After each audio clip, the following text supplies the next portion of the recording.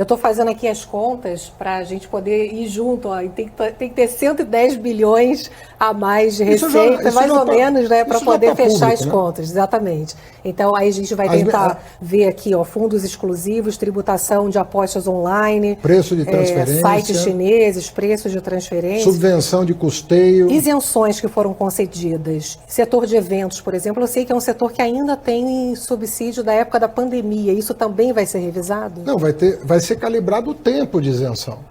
Não pode, tudo bem, a pandemia exigiu providências, ok, mas e o tempo do benefício? Ele tem que ser compatível com a realidade do país, né? E nós vamos calibrar isso. Então tem vários subsídios. Isso. Essa questão da área de eventos é um exemplo, né? No caso de eventos, aconteceu uma coisa trágica, que foi, sob pretexto de beneficiar setores que efetivamente foram prejudicados com a pandemia, acabaram estendendo a lista de setores para uma enormidade de pessoas que tiveram aumento de venda. Tem até locadora de automóveis. Por que uma locadora de automóveis tem que ser beneficiada pelo setor de eventos? O que tem a ver uma coisa com a outra? A gente pegou o faturamento, resultado de lucro e tal. Teve setores que tiveram, inclusive, ganhos durante a pandemia que estão sendo beneficiados por uma lei. De novo, é o tal do jabuti.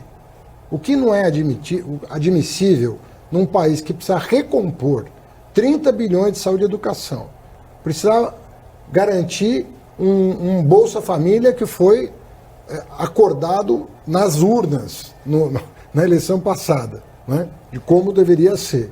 Nós não podemos colocar isso que o cidadão decidiu o ano passado, não podemos colocar em risco.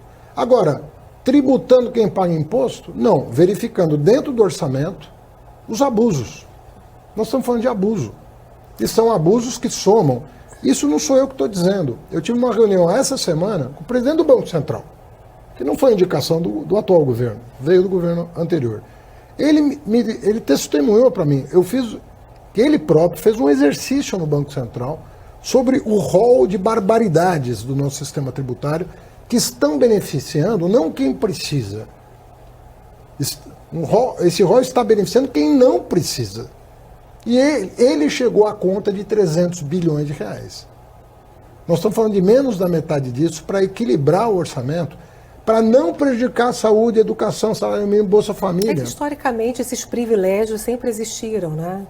Tem muitos privilégios, né? Mas, Juliana, chega, tributários, né? Eu penso que o Brasil não está mais no tempo de ficar com a visão escravocrata do passado, que só quem tem dinheiro tem vantagem no Brasil. Ninguém está pedindo o impossível. Você está pedindo para uma pessoa que tem, pagar o que deve, para garantir que os direitos sociais e que a economia volte a crescer. Imagina você, se daqui a algum tempo, pega o nosso cronograma desse ano.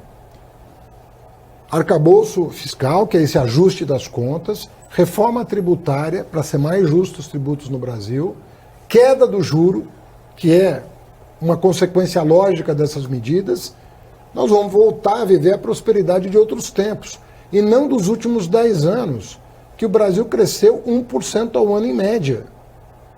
E vai continuar crescendo pouco se essas medidas não forem tomadas.